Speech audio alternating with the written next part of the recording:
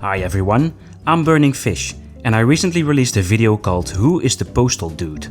In this video, I would like to show you some of the tricks I've been using in-game as well as during editing to achieve certain shots from that video. First off, why make a Postal 2 video in 2019? Well, I just love these games and Postal 2 in particular. Not just for the outrageous comedy and violence, but also because the game is so unpredictable. Of course the missions you do, the errands, are mostly scripted. But when you're just walking around the streets of paradise, the way the AI and really the whole game world responds to your actions is when this game truly shines.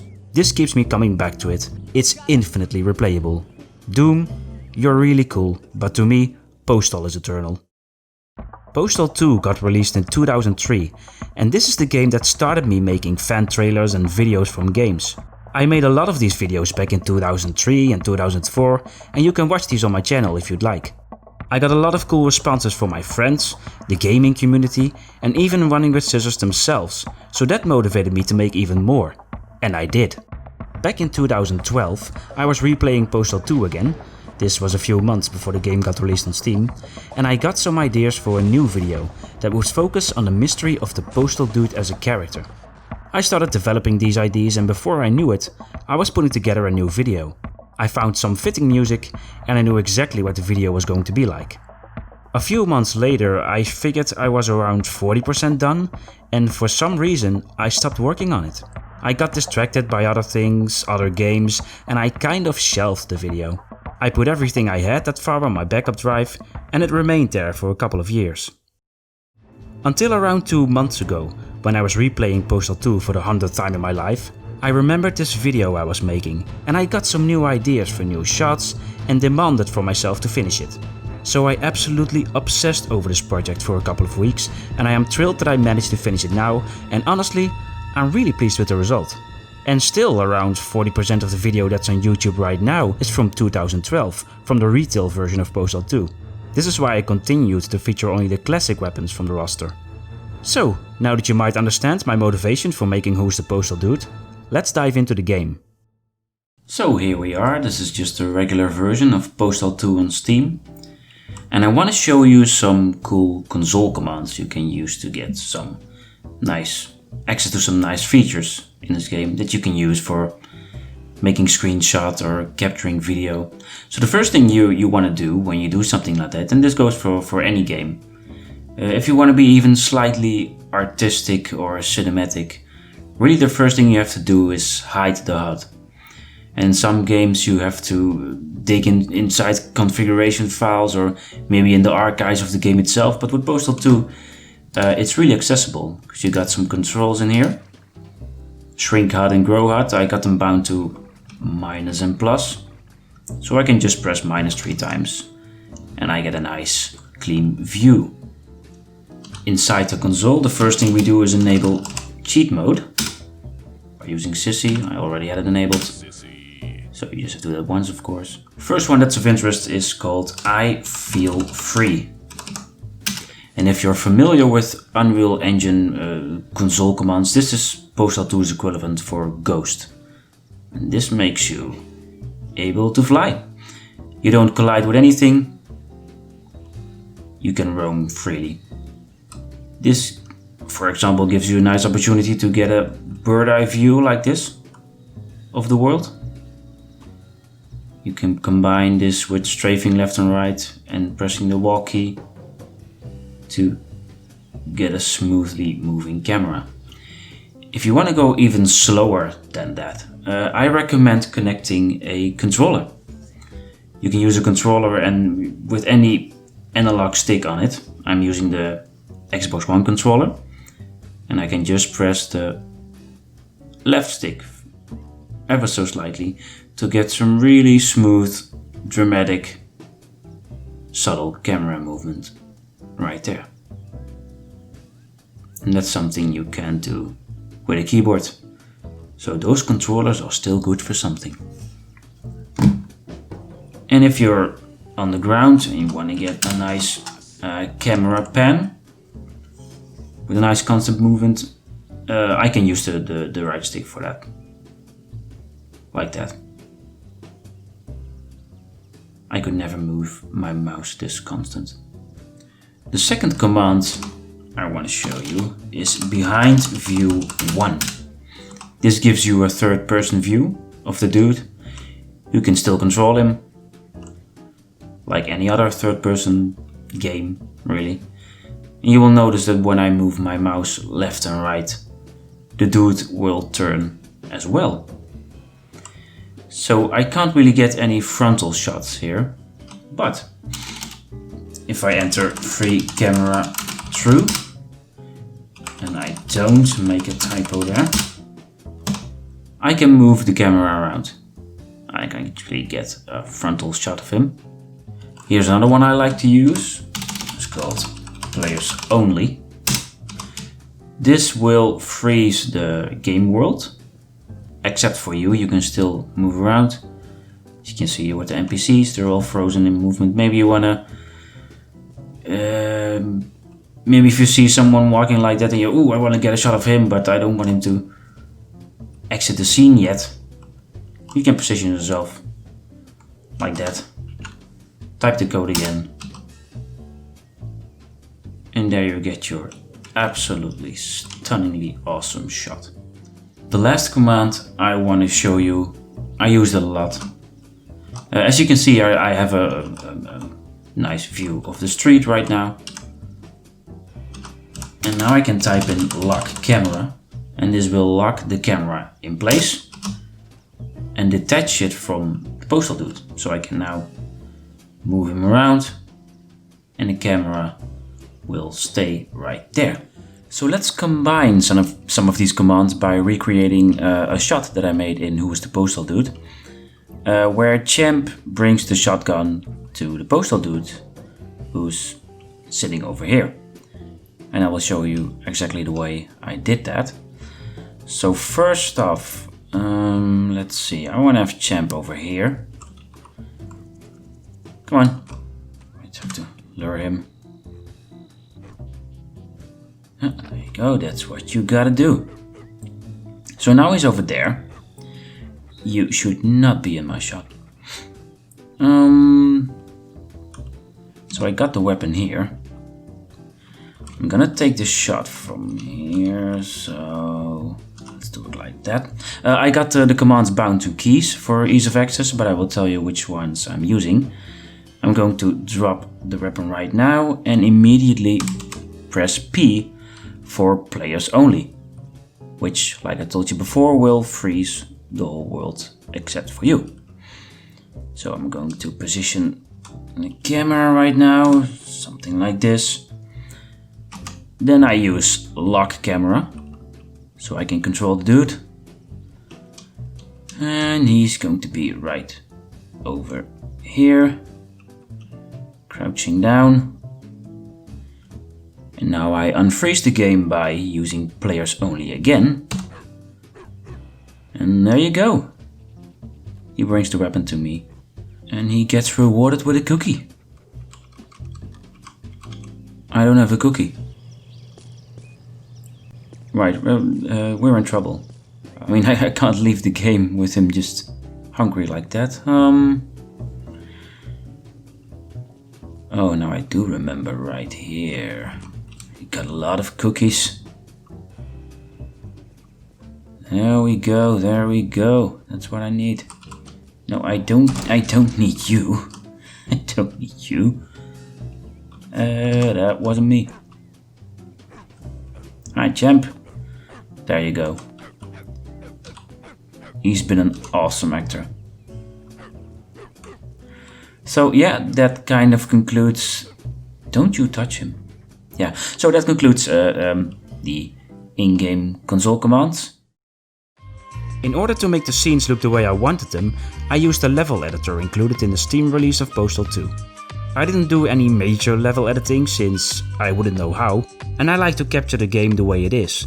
But sometimes I wanted to make small additions. For example, removing the loading area signs on the front of the police station, removing objects that are blocking my intended camera angle, adding money bags to the bank vault, adding NPCs to join Uncle Dave in his tower, and so on. Now I'm not going to show you how to do all this. There are plenty of good tutorials on using this editor, since it's basically a modified Unreal Engine 2 editor. A more competent level designer will be able to explain this much better than I ever could. But there's one exception. The most important element I created with the level editor was this. This is just a cube with a plain green texture applied to all the walls and some very basic flat lighting. This is a green screen map, and I used this in most of the shots to achieve the most prominent effect in my video, depth of field. I knew this video was going to focus on the Postal dude, so I wanted to be able to literally focus on him. Now I'm not a programmer, so I wouldn't know any way to add depth of field to an old game like Postal 2, but I am a video editor, and I knew that this would give me the ability to do just that. By using the level editor I can place some objects in here, but also capture footage of the Postal dude or another character in front of a plain background. Using chroma key in my video editor, I can separate the subject from the backgrounds that I captured in the game and blur either of those two elements. Let's boot up Adobe Premiere and see how this is done. So here we are in Premiere. I took 3 scenes from the video into a separate Premiere project. To make it a bit quicker on my system, I removed the color editing, which is why it looks different than in the final video, but it's just to show you how I did some of the effects. The first one I want to show you is the first scene in the video where you can see the depth of field effect. So this is the dude standing in front of the mirror. As you can see here, what the clip is, these are 2 separate clips. I took one of them just in the regular game. The Postal dude is standing in front of the mirror. Like I shown you before, I used the lock camera command. Then I stepped the dude a few steps backward, so his head wouldn't be inside of the camera, and you can still see him in the reflection of the mirror. Then I applied a blur effect to it, and that makes element 1. So the second one I made in the green screen map I showed you before. This is just a dude with his back turned towards the camera. I chroma key it, and then I have the other layer on the back of that, and it looks like it's the same dude, but it isn't. Then in Premiere I synchronized the clips so the animations would match, so it looks like one thing. Like I showed you before, I had the blur effect here. I can also remove that from this clip and apply it to this clip. Now you get the back of the dude blurred, and you can still see him sharp in the reflection of the mirror. I can keyframe this effect as well, so it looks like it simulates a camera changing focus. So yeah, you can get some nice effects with that. The second scene I want to show you is slightly more complicated. Well, it's the most complicated shot in the whole video. I worked on this a whole night, and I had the table you see here. I put it inside the terrorist cave with the level editor, so it was all just one element.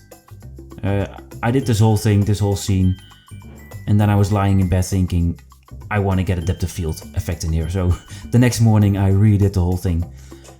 But yeah, so as you can see, these are the terrorists grabbing their weapons. So is the shopkeeper, and after that one of the band members comes in. He has his own way of preparing for war by grabbing his saxophone. Yeah, so this was a tough one. I don't know how to program AI, so all these characters in here is just me playing the game. And once again, like I shown you before, using the lock camera command to lock the camera and then playing as one of these characters. So what I would do was enter as one character. I would walk toward the rack, it would get that weapon. Then afterwards I would go back into the level editor, remove the middle weapon from the rack. Once again entering as another character. Alright, he grabs that one. Then I go back to the level editor, remove that one, and then enter as this guy. But if I would put all these sequences right next to each other, it would take way too slow. You know, it's not really an intense scene that way. So I had to get them all in the frame at the same time, which proved to be challenging. So as you can see here, I have all these clips on top of each other. But I have to cut one of the clips off if I want to show the one underneath that. So that was a problem if I wanted to get them all in the same frame. So what I did was cropping and keyframing these crops. Really right after their feet. So immediately it would show the next sequence of the next character entering there. And then I would do the exact same thing for this sequence. So I could get the other guy in there. So yeah, I had to keyframe this frame by frame. But it's worth it. Because otherwise it wouldn't have the same intensity. Afterwards I had this little joke with the band member grabbing his instrument. It's just a thing I had to get in there. Unfortunately this is just, the saxophone is just a static mesh. It's not a weapon like this that you can pick up as a character. So I had to do some trickery there. I just took a part of the table without the saxophone. Let me just show you. Yeah, there. So I just masked this out. See? It's just a layer that comes in at the time where he's standing still. And it looks like he's picking it up, but he really isn't. But it's just the only way I could get that in. So yeah, a lot of work on this one, but yeah, I really like it. The third scene I want to show you is inside of the parcel center. The dude is throwing a Molotov. You can see the Molotov flying through the air and then landing on this unfortunate dude, catching fire. So yeah, this one I put the dude inside the green screen map here, probably because I might want to make a depth of field effect here, but I didn't, so I could have done this inside the same level, looking back at it, but yeah. Still I had like this, so this is not really a complicated shot. This is the eye-catching one, of course, where you see the Molotov flying through the air. So once again, two elements. As you can see here, this is just inside the level, using that I feel free command, flying through the air, so I get that background. Yep, and then of course you have the Molotov flying through the air. So the Molotov is a weapon in the game that you can just put on the ground. You can ignite it, put it on the ground, it will stand there for a couple of times and then it will explode, which gives me some opportunity to capture it like that. So that's what I did inside the green screen map. I just captured it like this, standing on the ground there. Then I would get it into Premiere. Yeah, use these position values to make it rise slightly here. Then it would hang in the air for a couple of times and then it would come down again. And then I rotated it a bit. I keyframed all that, so it looks like a flying object, but it's just this frame. Chroma keyed, obviously. And this one I did by standing over here, throwing the Molotov. Then I would enter players only, so that thing would freeze, the whole world would freeze. I would move myself in the perspective you see here, and then I would unpause the game and hoping the Molotov would land right on him. It took around 5 takes, so yeah, fair enough. And that kind of rounds it up. And you're still here, which probably means you watched the entire thing. If you have any more questions, let me know in the comments. For now, thank you so much for watching Who's the Postal Dude and showing interest in my creative process by watching this video. The whole project has really been a labor of love for me. Nobody tells me to make these videos. I don't get a single penny for releasing them. I make them whenever I want and however I want, and I wouldn't have it any other way. I regret nothing.